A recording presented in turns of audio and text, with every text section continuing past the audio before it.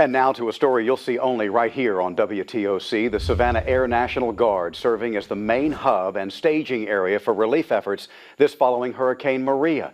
The base already receiving national attention, and WTOC had the opportunity to fly with the 165th Airlift Wing to the island of St. Croix.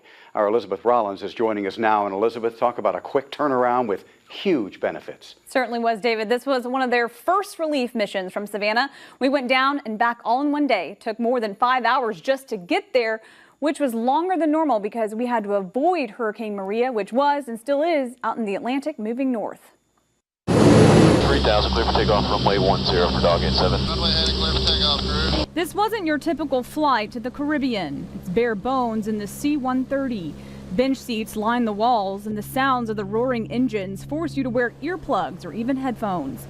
It was no first-class ticket, but we were the first flight from Savannah to the U.S. Virgin Islands since Hurricane Maria, because as of Friday, all commercial flights were still canceled. We were the only local TV station to travel with the 165th Air National Guard, but getting down there wasn't easy.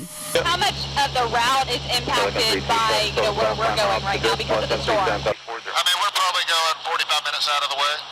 How far away are we from the storm right now? We are probably 300 miles away right now. The pilots had to navigate around changing weather conditions in countries with no fly zones. But 5.5 hours later, we finally made it to St. Croix. Wind calm, clear to land. All right, clear to land, runway. As we were coming in, we could see the devastation stretch for miles. That's when the reality set in about the immediate need for this mission. There were only a handful of us on board this flight because they needed room for all of the supplies. You're looking at 17,000 pounds of water and MREs. They call that meals ready to eat. The only flights coming in and out of St. Croix's Henry Rawson Airport were military, choppers and other C-130s bringing supplies. We were on the ground less than an hour, just long enough to refuel. But we didn't have to go far to find people who had been waiting on help for 2 days.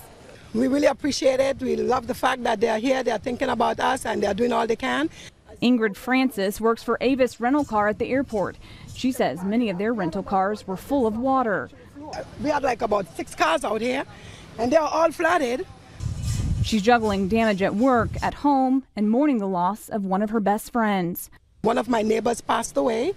She had a heart attack, and they wasn't able to get to her.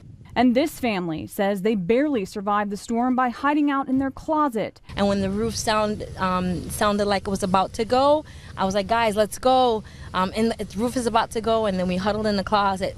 After losing everything, they packed up what they could salvage and headed to the airport. Just checking on our flight. We were scheduled to leave to go out on JetBlue on Monday, and they just said pretty much right now there's no flights going out. Johnson and her family want to be on the next one-way flight to the U.S. where they plan to start over. If it wasn't Harvey, it was Irma, it was Jose, and now Maria. So all of the Caribbean, it's like we can't even go to friends and family in the Caribbean. We now have to go to our friends and family in the States. By just looking around, it was evident every person on this island took some type of hit by Maria. In St. Croix, dog 87 is Places are annihilated. But it seems the force of the storm didn't break the spirit of these islanders. I have life, I have my family, and I have my friends, and I'm thankful for that. Everything else is just possessions. Everything else is just possessions. So We're going to be fine. We're going to make it. You seem to be in good spirits. Oh, yeah. You can't be down in the Virgin Islands. This is paradise. And even though we were here to comfort these storm victims, hearing the hope and determination in their voice was even more comforting for us as we boarded the plane just 45 minutes after we arrived. All of the food and water that they delivered was taken to a distribution center on the island. The military expects to make even more of these day trips throughout this week. To hear more about the efforts from the 165th Airlift Wing and those we talked to in St. Croix, we have those extended interviews. Just go to our website, WTOC.com.